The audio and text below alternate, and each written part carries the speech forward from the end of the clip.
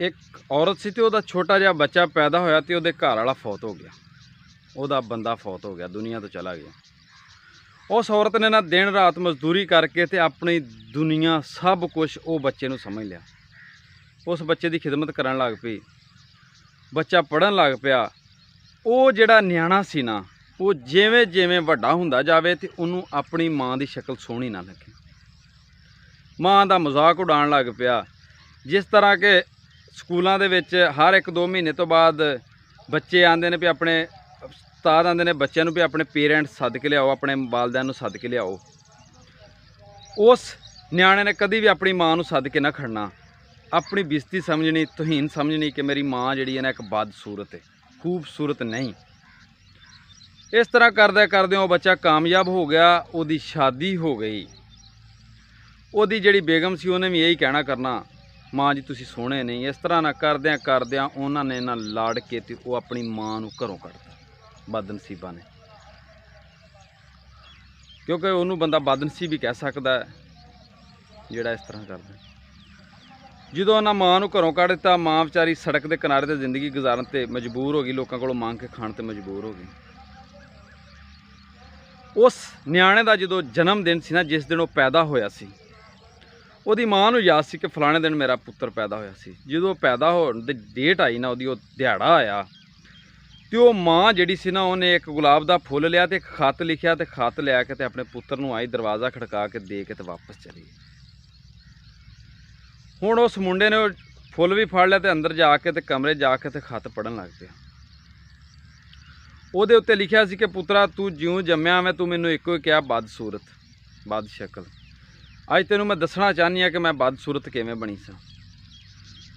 मैं कहा जो तू छोटा जिहा सन, उस खत के उत्ते लिखिया कि तेरे खेडदियां ना तू बैड दे उत्तों थल्ले डिग्गिया, तेरे खिलौने पे सन थल्ले, तेरी अख ते वज गया ते तेरी एक अख दा विचों ज़ाया हो गया, जिहड़ा सी रोशनी नूर जिन्हों कहा जाता है, ज़ाया हो गया। जो ये ज़ाया हो गया, तेनों मैं हस्पताल लै गई। हस्पताल डॉक्टर आख्या भी ये एक अख तो वेख नहीं सकता, जो तक या तो कोई इनू कोई दूसरा बंदा अपनी अख डोनेट कर दे, कोई अख दे दे, तां करके तो मैं उस टाइम अपनी अख कढ़ा के ते तेनों पवा दी। ये जड़ियाँ तेरियां 2 अखां ने, एक अख मेरी है तो एक तेरी है, क्योंकि मेरा तो सब कुछ तू सैं। अगर तू सैं तो मैं सा, मैं तो तेरे पिछे अपनी जिंदगी जी दाव ते लाती, सोचा भी सब कुछ ही मेरा तू है। अज कुछ लोग इस तरह अपने माँ प्यो की कदर नहीं करते, माँ प्यो के अगे गल्लां करते हैं। मैं ना बदनसीब ने। मेरे नबी पाक सल्लल्लाहु अलैहि वसल्लम की हदीस मुबारक है कि खुशकिस्मत वो लोग ने जिन्हां दे माँ प्यो जिंदा ने ते उन्हां दी खिदमत करके ते जन्नत हासिल कर लेंदे ने। मैं ना अपने माँ प्यो के सामने ना गल्लां करया करो, जो भी वो कहण उन्हां दी मान लिया करो, उन्हां दी कदर करया करो, उन्हां दी इज्जत करया करो।